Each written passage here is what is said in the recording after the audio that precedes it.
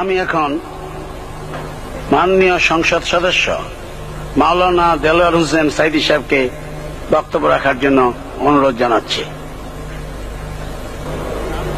নাহমাদুহু ওয়া নুসাল্লি আলা রাসূলিহিল কারীম ওয়া আলা আলিহি ওয়া আসহাবিহি আজমাইন। আউযু বিল্লাহি মিনাশ শাইতানির রাজীম। বিসমিল্লাহির রহমানির রহিম। মাননীয় স্পিকার, আপনি এই মহান সংসদের স্পিকার হিসেবে নির্বাচিত হয় আমরা জাতীয় সংসদের পক্ষ থেকে আপনাকে অন্তরের অন্তঃস্থল থেকে মোবারকবাদ জানাচ্ছি। মাননীয় স্পিকার, আমি আজ এই সংসদে দাঁড়িয়ে ওই মহান আল্লাহ পাকের প্রশংসায় সেজদা অবনত হচ্ছি, যিনি 1 অক্টোবরের ব্যালট যুদ্ধের মাধ্যমে সুদীর্ঘ 5 বছরের দুঃশাসন, সীমাহীন দুর্নীতি, ইসলাম বিরোধী কর্মকাণ্ড, দেশব্যাপী ভয়াবহ সন্ত্রাসের মোকাবেলায় 4 দলীয় ঐক্যজোটের মহা বিজয় দান করেছেন এবং যার ফলশ্রুতিতে আজকে আমরা এই মহান সংসদে দাঁড়িয়ে কথা বলার সুযোগ লাভ করেছি। মাননীয় স্পিকার, আপনার মাধ্যমে আমি আমার অন্তরের অন্তঃস্থল থেকে দেশবাসীকে ধন্যবাদ জানাই। বিশেষ করে আমার নির্বাচনী এলাকা পিরোজপুর, নাজিরপুর, ইন্দুরকানীবাসী ভাই বোনদের প্রতি কৃতজ্ঞতা জানাই, যাদের অক্লান্ত পরিশ্রমে এবং মূল্যবান ভোটের মাধ্যমে আমি নির্বাচিত হয়ে মহান সংসদের সদস্য হওয়ার সুযোগ লাভ করেছি। মাননীয় স্পিকার, বাংলাদেশের 13 কোটি মানুষকে যারা পরিচালনা করবেন আজকে তারাই এই মহান সংসদে বসে আছেন। আমি আপনার মাধ্যমে তাদের উদ্দেশ্যে কিছু কথা বলতে চাই। জবাবদিহিমূলক সরকার, কল্যাণমূলক সরকার ও সুস্থ প্রশাসন, এই বাক্যগুলি আমরা প্রায় শুনে থাকি। এই বাক্যগুলির অর্থ সরকার স্বৈরাচার নয়, বরং জনগণের কল্যাণে জনগণের নিকট দায়বদ্ধ সরকার, যা আব্রাহাম লিঙ্কনের ভাষায় by the people, for the people, of the people. বর্তমান পৃথিবীতে মূলত গণতান্ত্রিক দেশে এখন সরকারকে বিবেচনা করা হয়। এরূপ সরকারের জনগণের সার্বভৌম ক্ষমতার উৎস হিসেবে বিবেচনা করা হয়, অর্থাৎ সংখ্যাগরিষ্ঠ প্রতিনিধিদের প্রণীত আইনই হল আইন এবং নির্বাচিত হবার পর সরকার হয়ে পড়েন সমগ্র জনগণের, আর বিরোধী দল হয় ছায়া সরকার। মাননীয় স্পিকার, সরকারকে সঠিক পথে পরিচালনার জন্য বিরোধী দলকে অপরিহার্য বিবেচনা করা হয়। বর্তমান গণতান্ত্রিক চেতনা বেশি পুরনো নয়, মানুষ মূলত রাজতান্ত্রিক স্বৈর শাসনের সাথেই বেশি পরিচিত। বস্তুত বর্তমান পৃথিবীতে গণতান্ত্রিক শাসন ব্যবস্থায় জবাবদিহিমূলক, কল্যাণমূলক, স্বচ্ছ প্রশাসনের যে কথাবার্তা আমরা শুনতে পাই, এর প্রথম উপস্থাপক হলেন বিশ্বনবী হযরত মুহাম্মদ রাসূলুল্লাহ সাল্লাল্লাহু আলাইহি ওয়াসাল্লাম। বর্তমান গণতান্ত্রিক ব্যবস্থাপনার সাথে ইসলামের মূল পার্থক্য হল সার্বভৌমত্বের ধারণা নিয়ে। ইসলামের দৃষ্টিতে সার্বভৌমত্বের মালিক জনগণ নয়, মালিক হলেন আল্লাহ রাব্বুল আলামিন। কিন্তু সরকার গঠন ও পরিচালনা জনগণের ইচ্ছার ভিত্তিতে হতে হবে। জনগণের ইচ্ছার বিরুদ্ধে ক্ষমতায় থাকার অধিকার ইসলামের স্বীকৃত নয়। মাননীয় স্পিকার, সাধারণত লক্ষ্য করা যায় সরকার, সরকারি কর্মকর্তা ও কর্মচারীবৃন্দ জনগণের উপর নানাভাবে জুলুম, নির্যাতন বা শোষণ করে থাকে। জনগণের খাদেম না হয়ে তারা হয়ে পড়েন জনগণের প্রভু। তারা জনগণের সম্পদকে তসরুপ করে। এই অবস্থা থেকে মুক্ত করার জন্য রাসূল করিম সাল্লাল্লাহু আলাইহি ওয়াসাল্লাম সরকারি কর্মকর্তা ও কর্মচারীদের মধ্যে তীব্র দায়িত্ব অনুভূতি জাগ্রত করে তিনি বলেন, ঘুষ দাতা ও গৃহীতা উভয় জাহান্নামী। নবী করিম সাল্লাল্লাহু আলাইহি ওয়াসাল্লাম আরো বলেছেন, আমরা যদি কাউকে কোনো রাষ্ট্রীয় দায়িত্ব প্রদান করি তখন সেই ব্যক্তি তার ব্যক্তিগত কাজ যতটা নিষ্ঠা ও আন্তরিকতার সাথে পালন করে, রাষ্ট্রীয় দায়িত্ব যদি সেভাবে পালন না করে তবে কিয়ামতের দিন তাকে উল্টো করে জাহান্নামে নিক্ষেপ করা হবে।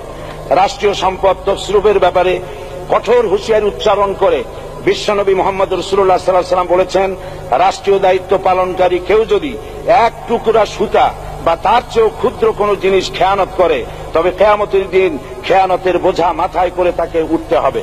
মাননীয় স্পিকার, আল্লাহ রসুল যে সরকার ব্যবস্থা প্রতিষ্ঠা করেছিলেন তা সত্যিকার অর্থে ছিল জনকল্যাণমূলক সরকার। তার সরকারে দায়িত্ব পালনকারী ব্যক্তিবর্গের মধ্যে চরম দায়িত্ব অনুভূতি জাগ্রত করে দেওয়া হয়েছিল। এটা সম্ভব হয়েছিল কেবলমাত্র আখিরাতের তীব্র বিশ্বাস ও মহান আল্লাহর দরবারে জবাবদিহিতার অনুভূতির মাধ্যমে। মানুষের নিকট জবাবদিহিতা পাশ কাটিয়ে যাওয়া যায়, কিন্তু আল্লাহর নিকট জবাবদিহিতা পাশ কাটানোর কোনো সুযোগ নেই। মাননীয় স্পিকার, নবী করিম সাল্লাল্লাহু আলাইহি সাল্লামের সরকার ব্যবস্থাপনায় সবাই যেমন আইনের দৃষ্টিতে সমান অধিকার ভোগ করেছে, ঠিক তেমনি ভাবে রাষ্ট্রের নাগরিক হিসাবে সবারই মৌলিক চাহিদাসমূহ পূরণ হয়েছে। ঋণগ্রস্ত এতিম অসহায় জনগণ রাষ্ট্রীয় তহবিল থেকে সহযোগিতা লাভ করেছে। মূলত এটা জনকল্যাণমূলক সরকারের ধারণা বিশ্ববাসী তখনই প্রথম অবলোকন করে।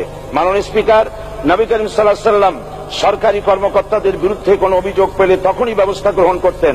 আইনের চোখে সবাই সমান এবং এ কারণেই শাসকদের আত্মীয় স্বজন কারো পক্ষে সম্ভব ছিল না জনগণের উপরে জুলুম করা। খলিফা ওমর রাদিয়াল্লাহু তাআলা আনহুর এক ছেলে অপরাধী প্রমাণিত হলে সে দণ্ডভোগ থেকে রেহাই পায়নি, এমনকি এতে তার মৃত্যুদণ্ড হয়েছিল। আবার খলিফা নিজেকে আইনের ঊর্ধ্বে মনে করতেন না, তাই বর্ম চুরির ঘটনায় আলী রাদিয়াল্লাহু তাআলা আনহু কাজীর দরবারে সাধারণ ফরিয়াদির মতো উপস্থিত হন। নিজের ছেলে ও চাকরের সাক্ষী যথেষ্ট না হয় কাজী খলিফার বিপক্ষে রায় দেন। এখানে বিচার বিভাগ ছিল সম্পূর্ণ স্বাধীন এবং শাসন বিভাগের নিকট তার কোনো দায়বদ্ধতা ছিল না। মাননীয় স্পিকার, এসব হলো ইতিহাস। মুসলমান আজ অনুসরণ করতে চায় না তাদের অতীতের গৌরবোজ্জ্বল কর্মপদ্ধতিকে। সে এখন কাফির মুশরিকদের কিরানক স্বার্থ পূজারী আখেরাতে জবাবদিহিতা শূন্য বাগাড়ম্বর এক জাতি। মাননীয় স্পিকার, যে জাতির এক পূর্বসূরি মাথায় আটার বোঝা বহন করে নিয়ে চললেন আর বলে গেলেন মানুষ কেন, ফোরাতের কূলে যদি একটি কুকুরও না খেয়ে মারা যায় তবে এই ওমর রাদিয়াল্লাহু তাআলা আনহুকে কিয়ামতের দিন আল্লাহর দরবারে জবাবদিহি করতে হবে। আর আজ সেই জাতির দায়িত্বশীলরা জনগণকে অভুক্ত রেখে তাদের মুখের গ্রাসে ভাগ বসায়। জনগণ তাদের নিকট উপস্থিত হলে মনে হয় যেন গোলাম প্রভুর দরবারে উপস্থিত হয়েছে, আর অহেতুক উৎকোচ দাবি করে তাদের উপর জুলুম করছে। আর আল্লাহ পাক জালিমকে কখনোই পছন্দ করেন না। মাননীয় স্পিকার, আমি দৃঢ়ভাবে আশা করি এই অবস্থা কাটিয়ে উঠে আমরা রাসূল করিম সাল্লাল্লাহু আলাইহি সাল্লাম কর্তৃক প্রদর্শিত রাষ্ট্র ব্যবস্থার অনুসরণ করে একটি সুখী সমৃদ্ধশালী আধুনিক ইসলামী রাষ্ট্র পরিণত করে বাংলার প্রিয় জন্মভূমি বাংলাদেশকে আজ গোটা বিশ্বব্যাপী শোষণ, নির্যাতনা, হানাহানি, অশান্তির মধ্যে, তাই আজ পৃথিবীর অধীর আগ্রহে অপেক্ষা করছে ইসলামের আলোকে এমন এক রাষ্ট্র ব্যবস্থার যেখানে দায়িত্বশীলরা আল্লাহ তাআলার কাছে জবাবদিহিতার পাশাপাশি জনগণ নিকটও জবাবদিহি করতে বাধ্য হবে। মাননীয় স্পিকার, অনেক ত্যাগ ও তিতিক্ষার রক্তের বিনিময়ে গড়ে উঠেছে আমাদের গণতান্ত্রিক প্রতিষ্ঠান এই জাতীয় সংসদ। এই সংসদের সম্মান রক্ষা করার দায়িত্ব আমাদের সবার। গণতান্ত্রিক চর্চা, গণতন্ত্র প্রতিষ্ঠার স্বার্থে আমি আজ প্রধান বিরোধী দল আওয়ামী লীগকে সকল হিংসা, বিদ্বেষ ও পরাজয়ের গ্লানি ভুলে গিয়ে সংসদে যোগদানের উদাত্ত আহ্বান জানাচ্ছি। পরিশেষে আমি আপনার মতো সর্বজন শ্রদ্ধ একজন মার্জিত ও সুশিক্ষিত ব্যক্তিকে এই মহান সংসদের স্পিকার হিসাবে লাভ করে আমরা আনন্দিত হয়েছি। আমাদের সংবিধানের সংরক্ষণ, সমর্থন ও নিরাপত্তা বিধান এবং আপনার অভিভাবক সুলভ নিরপেক্ষ আচরণ ও সংসদকে ধন্য করবে বলে আমরা বিশ্বাস করি। আপনাকে ধন্যবাদ। আসসালামু আলাইকুম ওয়া রাহমাতুল্লাহ।